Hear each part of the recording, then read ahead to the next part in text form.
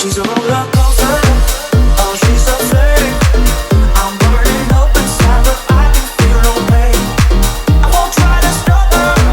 She can't be tamed. I'm so in love with her. I fall and try again. Get up and try again. Afternoon. My name is Conor McManus, and you're listening to the Collective Fitness Podcast. If you're listening to this, you're probably the only person listening to this because this is the very, very first one. Come on, here we go. That's just a sarcastic round of applause. I'm here with Jazz Singh, Hi, nice to meet you, everyone. and Dan McClory. Hello, everyone. So, we are currently the only people working amongst the business called Collective Fitness. There's going to be more people on board in the future, hopefully, but at the moment it's just us three, and we are working to create, hopefully, something very special. Today's podcast is meant to be all about kind of ultimately why we decided to start this business, and why we're going to try and plough the way forward through the fitness industry.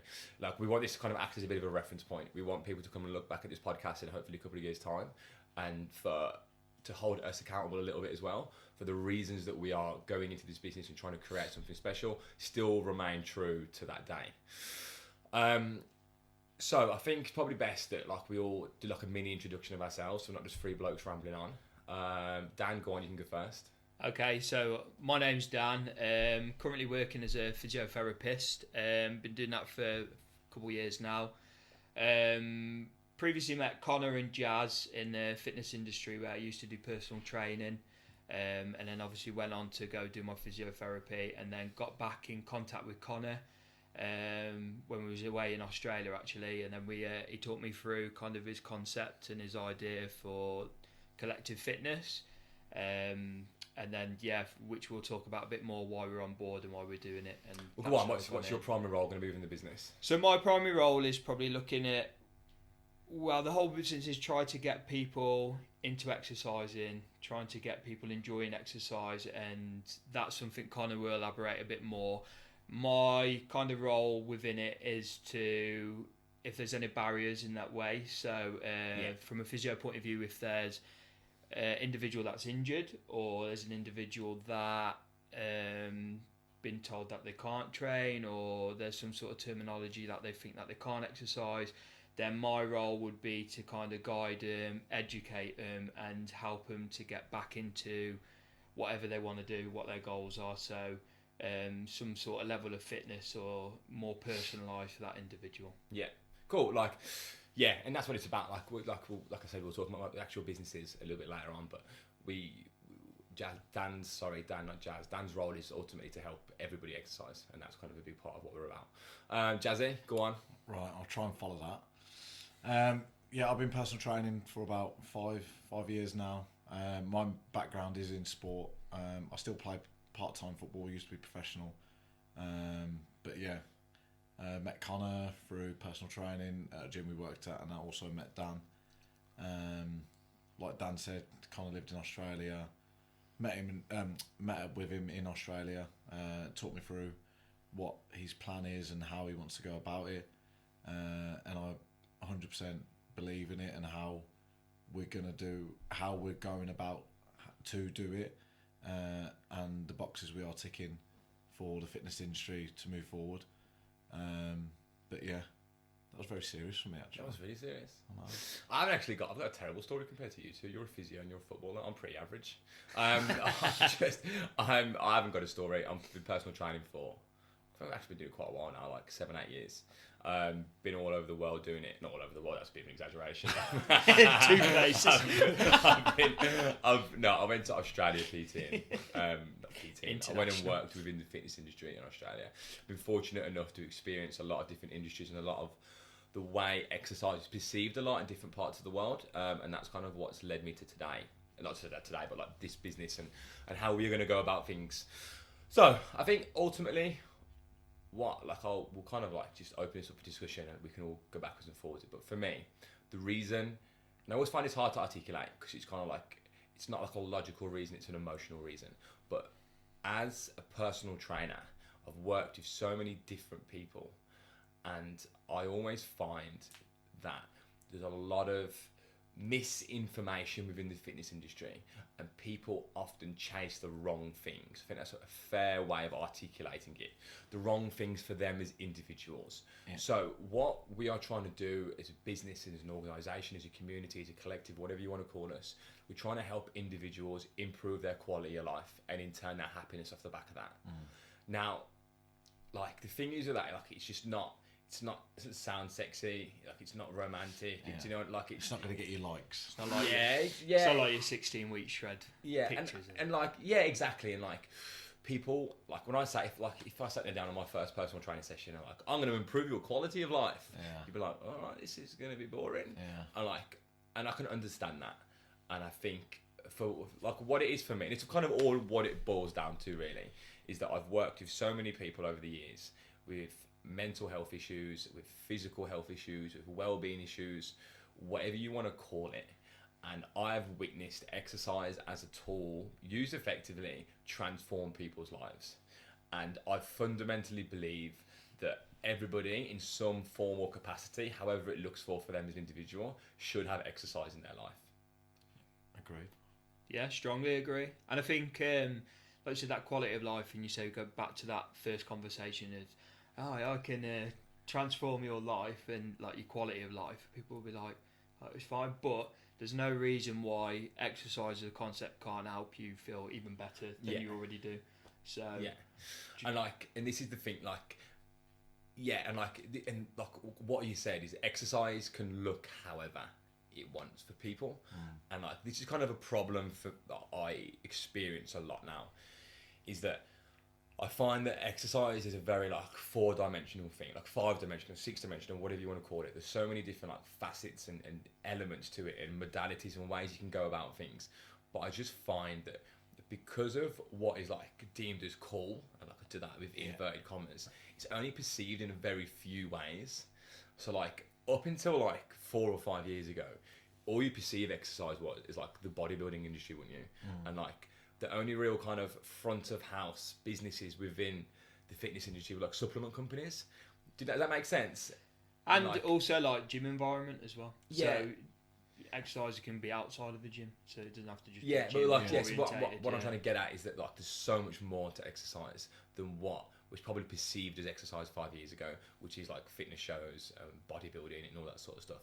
And now there's nothing wrong with that, and if people want to go down that route, by all means. But what we are trying to do as an organisation is open people up to the idea that number one, exercise is really, really, really, really good, and number two, it doesn't have to, like, your perception of exercise isn't always the way you have to go about it. It's not vanity, is it really? Well, you know, we want to make it inside as well as look on the outside. Yeah, that's a good point. Like, I've always said this, like, I always use me as an example. Like, the character development you get from exercise is really, really good. Like we're sat here today, like, doing a podcast, like, takes like this is our very first podcast. Yeah. It takes like a certain amount of minerals to like go out and think, all right, I'm going to start talking to hopefully thousands of people. Yeah. So that took a little bit of confidence. Now, for me, as a young lad, I was I was average at everything. Like, I was okay at school, I was okay at sport. Like, my social skills probably wasn't the best, but like it all changed for me with the introduction of exercise into my life. Like I said, the character development, like the things that I got from exercise, like the ability to be patient for stuff, and like if I don't know something, go away and search for it and learn about it.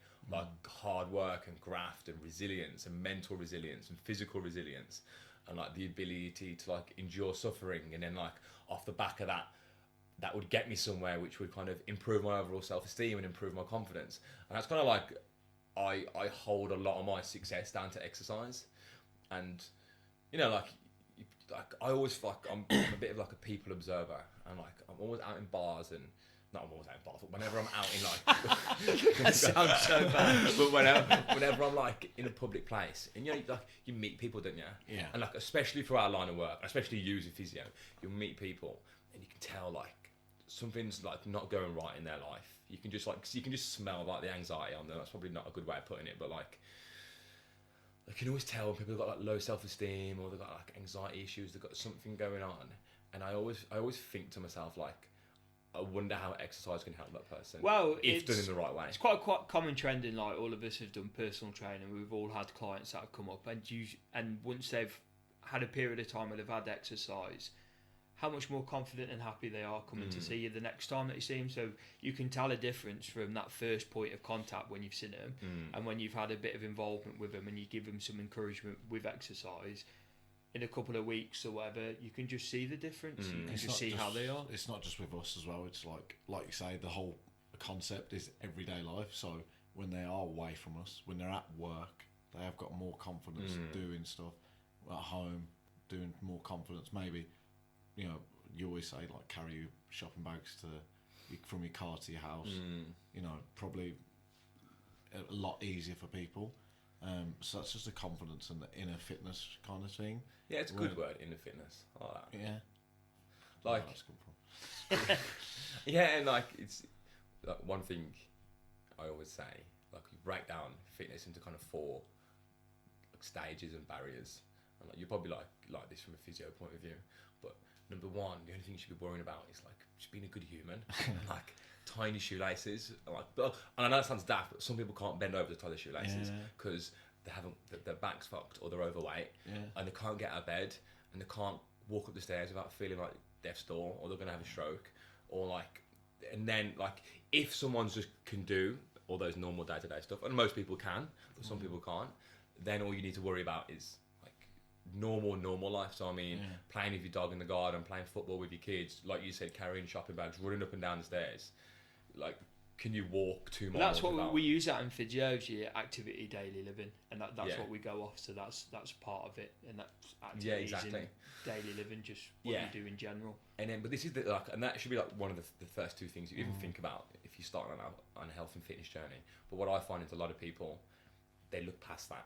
And because of the way the health and fitness industry is perceived, they look straight to body composition, aesthetics, and then this puts people on like this negative pathway that could potentially be very detrimental to them as individuals.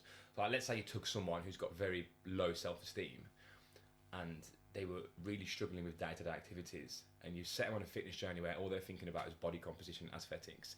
Like, they've already skipped step 1 and step 2. And you can just imagine that's just a recipe for disaster. And then that individual is then going to go and damage their self-esteem even more. And then once their self-esteem is damaged, they're going to associate that with exercise. And they're going to blame exercise and have a negative relationship with exercise. And then probably never want to do it again and continue to live their life in this kind of negative like pathway. And we really, really like trying to prevent that from happening. Like I said at the start, like I fundamentally think that everybody should have exercise in their life in some way or another. Like I always use my dad's a good example. Like if I said to him, "Come on, let's go down the gym," he'd be like, "Fuck off." He'd be like, "I'm not one of those blokes." Like you know, he's like a bit of a man's man, and he thinks the gym is a place where people go to like stimulate their ego. Your pretty boys kind of say. Well, exactly. And that's a good point. Like that like social media only ways Essex kind of like picture that you can paint, that lifestyle is very much painted the gym as a place where people go to like fulfill their egos. Yeah, I'd say I've been there as well. 100%. I've been there. You know, it's like one of my clients. One of my clients, one of my ex-clients, and she's a very good friend now, Michelle. And she said to me, she's like, considering someone who like preaches about exercise is more about like fitness and health and just being good at day-to-day activities and feeling good about yourself as opposed to aesthetics. It's like you always take your top off quite a lot. Like when you're training, and we do CrossFit, that's normal in the CrossFit community. Don't shoot me, whatever. But is that a general thing to take top off? Well, no, because like I think it's just it's summer here now, and like I'll vouch for myself here. I'm one of the sweatiest human beings you'll ever meet. Very, very sweaty. So like, if anyone's got a genuine reason to take my top off, it's me. Can we just top say just melts off me? He was sweating putting this podcast together. I had to go and have a little dab down in there. But what was I talking about? Oh yeah, and she said that to me, and I was like, oh, that's a really good point. And I was a bit like, am I just shooting myself in the foot by doing this? And I had to think about it.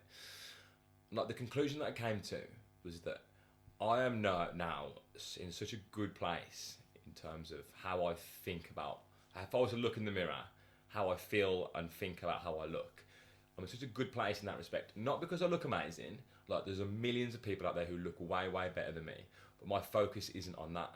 And because my focus isn't on that, it doesn't leverage off off how I look in the mirror. So one day if I wake up and I've had a terrible night's sleep and I look in the mirror and go, oh my God, I look terrible, I don't have a terrible day. So the point is, I don't care about taking my top off. I don't care what people think about me, because my focus is on fitness and health and all that sort of stuff. I know that's not cool. I know it's not like sexy and whatever. But then, like, I'm in the second breath that there are people who give their right arm to look how I do, and I completely respect that. But when I take my top off, it's not because I'm like, yeah, look at me. Yeah. It's because I actually don't care. Yeah. And I guarantee you, most people who are at that level of like, where they actually put so much effort into looking good naked, probably scared to take the top off anyway because they don't want to be judged for it, or they're like, oh, I'm the best at the moment, I'm going to take my top off. I don't know, that might be me just talking rubbish, but that's kind of how I feel about it. What do you think, Dan? You roll your eyes a few times then. Yeah. Well, I probably wouldn't take my top off every time I train, but...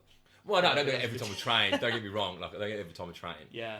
But no, I can see what you're saying in terms of your focus is not on how you look, and your focus is on your own well-being and how you actually feel, like Jazz said, inside as well as in opposed to how you look outside. So, which I think is what we're trying to achieve here. We're trying to get more of how you feel on the inside. Yeah.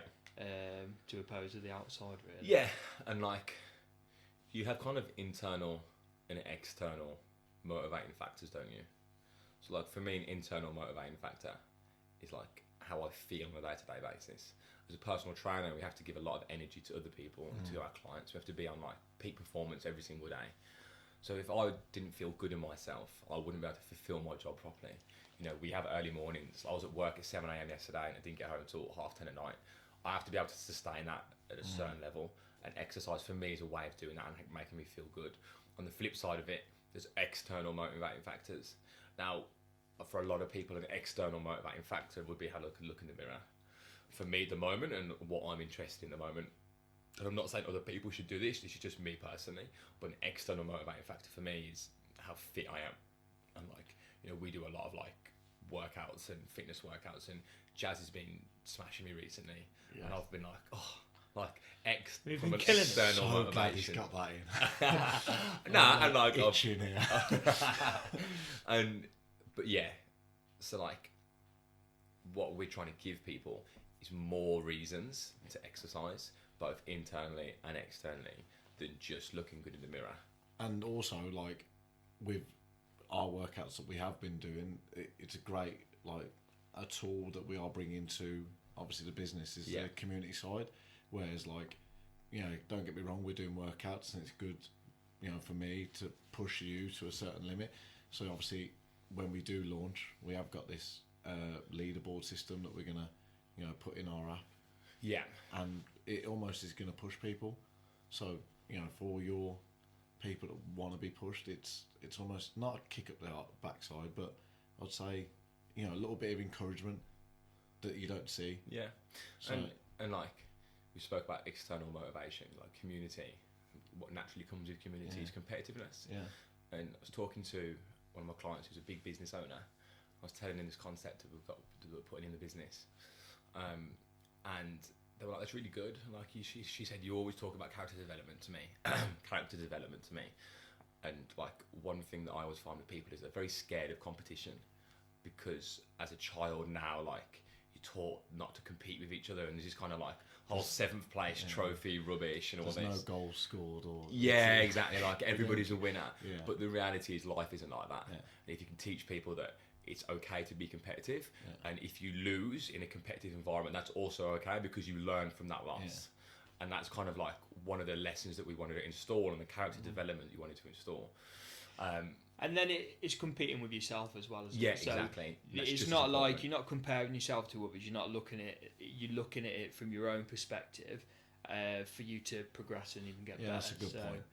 I think it's not there for you to look. Oh God, so and so's doing amazing. Oh, I wish I could be like that. It's something so you could focus on your own and say, oh, do you know what? I got this time, last time. I'm going to see if I can do a bit better, and then that's progressing you 100%. and Like, making you feel fit. me and Jazz were only talking about probably about 2 hours ago. The gym that we train at, there's a community of people, and we do a lot of group training. There's a lot of like it's a CrossFit gym. I'm going to beat around the bush. It's a CrossFit gym that we would go and train at, and we were only talking about how like there's such a different collective of people there. There's people, and I can't remember what exactly the words that you used, but like you kind of said, everybody knows their Everybody place. knows their role. I'd say. Yeah. With that sounds a bit bad, but like it's kind of, you know, everyone's happy and very much content of pushing themselves to where they need to be. Yeah. So, for instance, you today, you did snatching, did you? Yeah. And you know, me personally, I would never dream of trying to compete with you in snatching, and I know because obviously I try and do semi-professional football, so I know where I'm at in that, and I can imagine I know the characters in that gym, I know how they would act, and they would act on the same kind of level where you go, right, I know what I'm good at, I know what I can do, and this is what I'm going to do, try and push my limit. And it's probably important to comment that some people probably don't know where they're at, but that's part of this website and part of this business is that we have different levels within it, so that we can help and see where you are, kind of. Yeah, well, I'll tell you what level you are at present. So then you're getting the right support from us. Yeah. That we're not just all expecting everyone to be at the same level. We appreciate some people might be at a high level, some people might be at a lower level, but we're still giving the same amount of time, the same amount of support to fit in what's right with you. Yeah. And that's I think this is probably then a good opportunity to move on to what the actual business is. Yeah. You know, we spoke about why we're in business. Now we should talk about how we're going to go about it. So there's a couple of things in the works over the next couple of years. Got some exciting people involved in the business who you'll probably hear from when I light a few podcasts from them as well, who's not just part of S3. But the way we wanted to get this concept out to as many people as possible. So that's why we decided to go online first. So in the coming weeks and months, I'm not sure when this podcast will be released, so it'll probably be released in the build up to the app launch. So by the time you listen to this, hopefully the app should be days, if not weeks away. Back to kind of where I was saying, that the app is ultimately going to be our initial platform to help people improve their overall quality of life. Now, there's like plans in the future to open up a certain type of gym. Everything we want to do is want to be community focused. So we want to do stuff as a collective, hence why we call collective fitness. Get a collective of people together, all working towards that same sort of goal and that same direction. Now, one of the big things that we always preach is that exercise can look however you want it to look for you. It can be football for you. It can be you're doing powerlifting at the moment. I'm doing a little bit of CrossFit and a lot of fitness space stuff. You may be a runner. You may want to go and do Zumba. You can do whatever you want to do. But for us, we can't obviously address all of those different sports and saying like it would be unrealistic and our message would get diluted.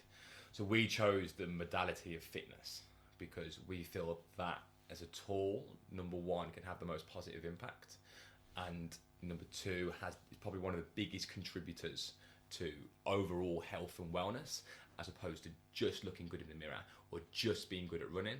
There's a broad spectrum of things that makes us happy and healthy human beings from our experience.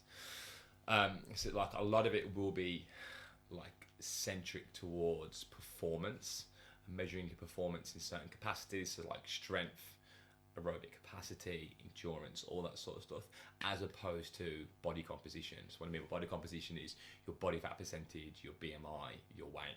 Oh, don't get me wrong, we will be measuring those certain things, but that will be optional for you. Yeah. But the key concept within the business is that as a community, we're all pushing each other to perform better. So that's why we've got to hinge everything off performance as opposed to body composition. And ultimately, numbers struggle to lie. You know, the mirror can be very subjective.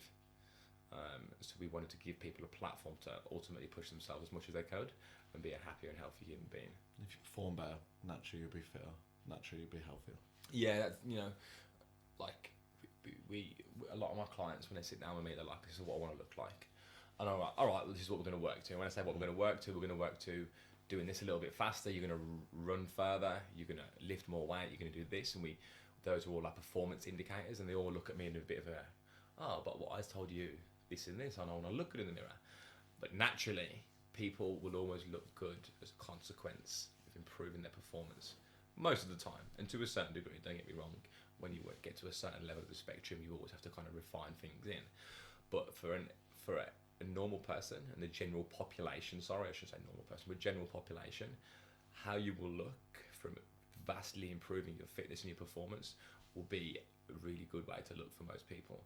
And it falls in line with what is achievable, as opposed to the people that you see on the front of protein supplements and magazines and whatever.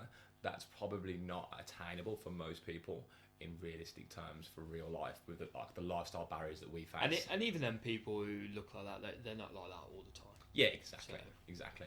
it varies, doesn't it, with yeah. individuals? Exactly. So that's kind of like our initial vessel for the time being.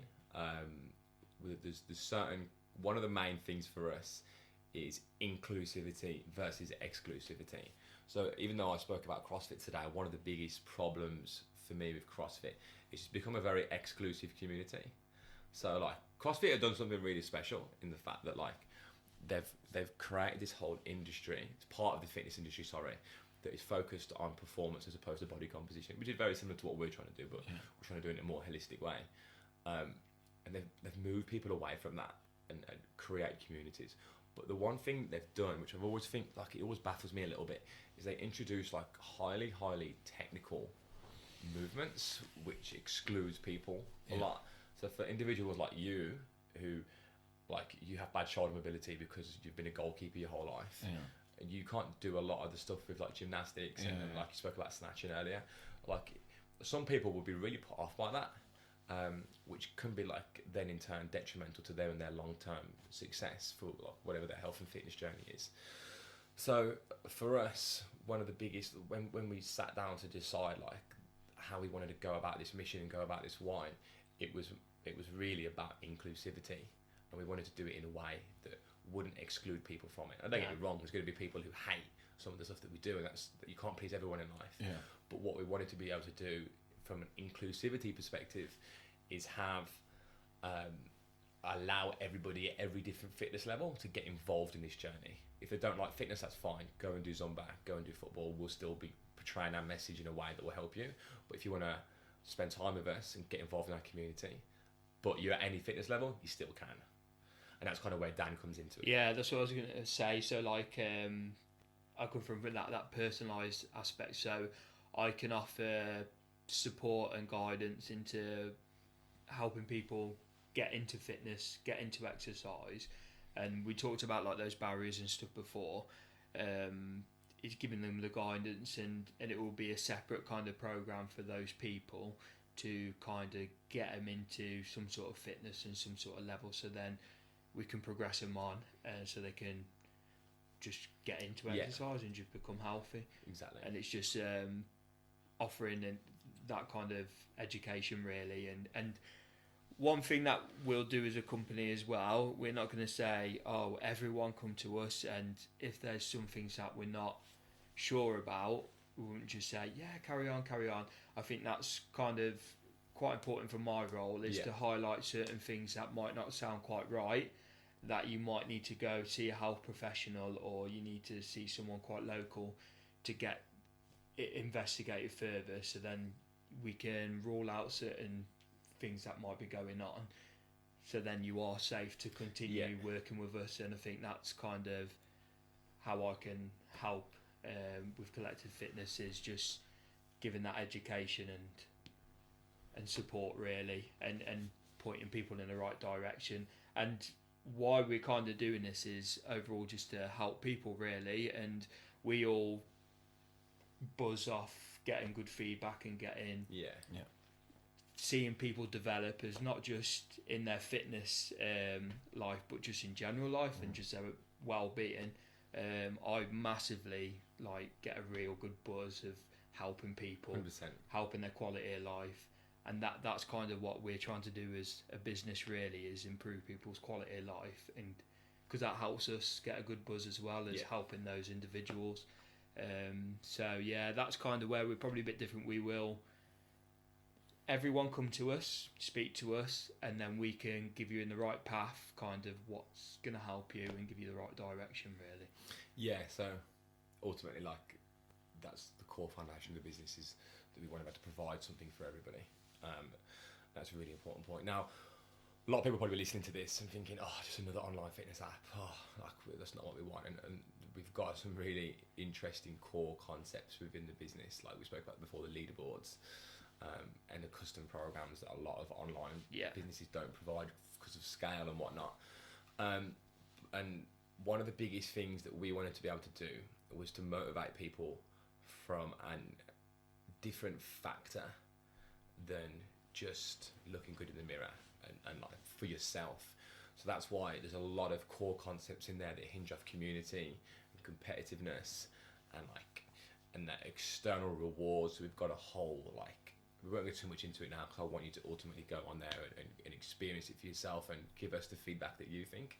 But there's a lot of like feedback mechanisms that reward you ultimately for getting fulfillment. We don't just want you to come and spend money with us. We actually want you to go on your fitness journey and point yourself in the right direction. And we're going to reward you for that along the way. And hopefully along that way make you happier and healthier human beings. That's what it comes down to for us. Rewarding themselves. Yeah, exactly. Now, like we spoke just for probably the past 5-10 minutes a lot about what the business is, and we don't want you to think that like we're trying to sell this to you. We're not. We wanted to create this podcast today as a bit of a starting point for us to go forwards, and to ultimately hold us accountable to our why and why we're going about business, and not let us lose our path along the way. So if you're going to listen to any more of our podcasts, please do. They're not all going to be just about the business. We'll be covering interesting topics within the realm of health and fitness and lifestyle, and ultimately helping you better yourself. Why do you think the podcast is a good medium for us to do this? Well, I think it's good just so we can just chat to people, so they can hear who we are. So we're not just online, oh, who's Connor, who's Jazz, who's Dan. Yeah. They've got a sense, they can hear our terrible accents and and can kind of get that sense of involvement, because we don't want it to be, we're just running a company, we're running a business, you're part of this bit. We want them to feel it is a community, that we're all involved. It's not just two separate things, you're not on your own. We're always here to support, and by doing podcasts and stuff is we can just kind of they know who we are, really. Yeah, I was going to totally agree with you. Just also it gives you that concept of, I know, you know, you've got other people that want to do it as well, and it's just different knowledge and different experiences, and you know, we're not saying we know everything. 100%. You know, we're trying to put our point of view across and saying this is, you know, how we think a quality of life should be. And you know, we want other people to come on. We've asked other people already to come on and do, you know, bits here and there, and they'll have miles different like look at the fitness industry. Outlook. Sorry, yeah. That's what it is. It comes down to what it is. Like, it's an interesting word that someone taught me a while back now called paradigms, and it's perspective upon which people view a situation. Everybody views the fitness industry differently, and that is very like. Even more so with the individuals that we work with and the clients that we have, they will perceive fitness and the health and fitness industry in a different way. So we want to give people as many opportunities to kind of to get like be able to relate to the way they perceive it, and want to do that through the podcast. And one thing that we've always spoke about is, as good as social media is for a lot of things, it's also very bad for a lot of things.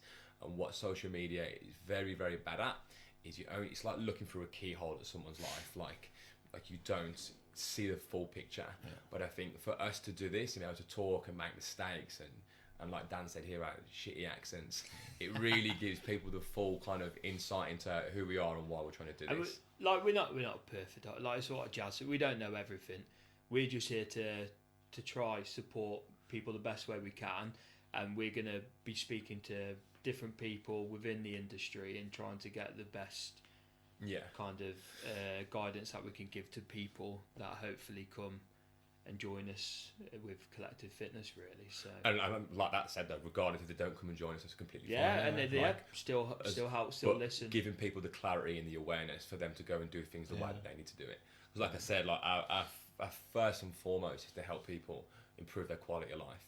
If they choose to not do that with us, that's completely fine as well. We don't care, but we understand that the tools that we can provide will help a lot of people, and that's cool for us. Okay, cool. So I think it's probably about the right time to wrap it up. Can I just say, I've been compared to Barry White on here, so you two have got your shit brother accents before they go away. Who compared you to Barry White? There's only me and Connor here, I'm and not neither saying of us said anything. that. We'll finish on that. We'll finish on that now. Thank you very much for listening, and we look forward to you listening to us again. That sounded terrible, didn't it? What a terrible way to end the podcast. First one's done, yeah. Have an amazing day.